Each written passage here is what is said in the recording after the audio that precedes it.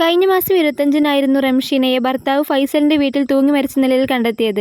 ജനാലക്കരികിലായിരുന്നു മൃതദേഹം. പോസ്റ്റ്മോർട്ടത്തിലും തൂങ്ങിമരണമാണെന്നാണ് കണ്ടെത്തിയത്. ഭർത്താവ് ഫൈസലിന്റെ പീഡനം കാരണമായാണ് ആത്മഹത്യയെന്ന് റംഷീനയുടെ വീട്ടുകാർ ആരോപിക്കുന്നു. 2011-ലായിരുന്നു ഇവരുടെ വിവാഹം. 50 പവൻ സ്ത്രീധനം കൊടുത്തിട്ടും സ്ത്രീധനം കുറഞ്ഞു പോയി എന്നതിനെ ചൊല്ലിയാണ് ഇവർ തമ്മിലുള്ള പ്രശ്നം. പെണ്ണാണ്, ക്ഷമിക്കണം, സഹിക്കണം, അനുസരിക്കണം. സ്നേഹം കൊണ്ട് ആണുങ്ങൾ ചിലപ്പോ ഒന്ന് തല്ലും, അല്ലെങ്കിൽ കൊല്ലും. അതൊക്കെ ക്ഷമിക്കണം. അവനെ നീ വേണ്ടാന്ന് വെച്ചാൽ നിന്റെ ജീവിതം തീർന്നു. നിന്നെ ആര് നോക്കൂ? പെണ്ണുങ്ങളായ പൊതുവെ ഇതെല്ലാം സഹിക്കേണ്ടി വരും. കിടക്കുമ്പോഴൊക്കെ ശ്വാസം മുട്ടിക്കുമായിരുന്നു. മുഖത്തിന് ഇങ്ങനെ പൊത്തിപ്പിടിച്ച് കട്ടിലേക്ക് കിടക്കുമ്പോൾ ശ്വാസം മുട്ടിക്കുമായിരുന്നു. അവൾ ഇത്രയും എഡ്യൂക്കേറ്റഡ് ആയിട്ടുള്ള, അത്രയും ബോൾഡ് ആയിട്ടുള്ള കുട്ടിനെ ഇങ്ങനൊരു മരണത്തിലേക്ക് തള്ളിവിട്ട അവനെ നിയമത്തിന് മുമ്പിൽ കൊണ്ടുവരണം.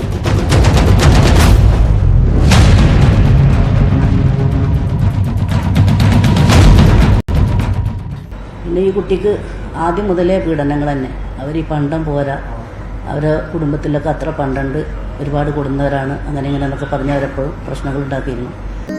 ആൺകുട്ടികളങ്ങ് എടുക്കണം, എനിക്ക് പെണ്ണിന്റെ പേരിൽ ഒരു പണവും വേണ്ട, ഞാൻ ദൃഢ തീരുമാനമെടുത്ത ലക്ഷം തരാമെന്ന് പറഞ്ഞിരുന്നു. ഒരു 5-നെങ്കിലും എനിക്ക് യോഗ്യതയില്ലേ? അങ്ങനെയാണെങ്കിൽ ഓരോരുത്തരും സ്വയം അങ്ങ് യോഗ്യത അളന്നാൽ എങ്ങനെയാണ് ഈ പെൺകുട്ടികളുടെ അച്ഛനമ്മമാര് ഈ യോഗ്യതയ്ക്ക് വില നിശ്ചയിക്കാൻ ബാധ്യസ്ഥരാകുന്നത്? നിങ്ങൾ ഇനി ആൺതുണ ആവശ്യമില്ല എന്ന് പറഞ്ഞ് അവരുടെ യോഗ്യത നിശ്ചയിച്ച് ദൃഢമായി ചുവടുറപ്പിച്ചാൽ ഈ ആണുങ്ങൾ എന്ത് ചെയ്യും? പിന്നെ ഇവൻ പറഞ്ഞു, പിന്നെ ഈ എന്താ ചെയ്തോ, എന്നെ കൊണ്ട് ചെയ്യാൻ പറ്റുന്നതൊക്കെ ചെയ്തോ, ഞാൻ പോവുക, അങ്ങനെ ഈ മരിക്കുകയാണെങ്കിൽ മരിച്ചോ അവനോട് പറഞ്ഞു എന്നാ പറയണത്.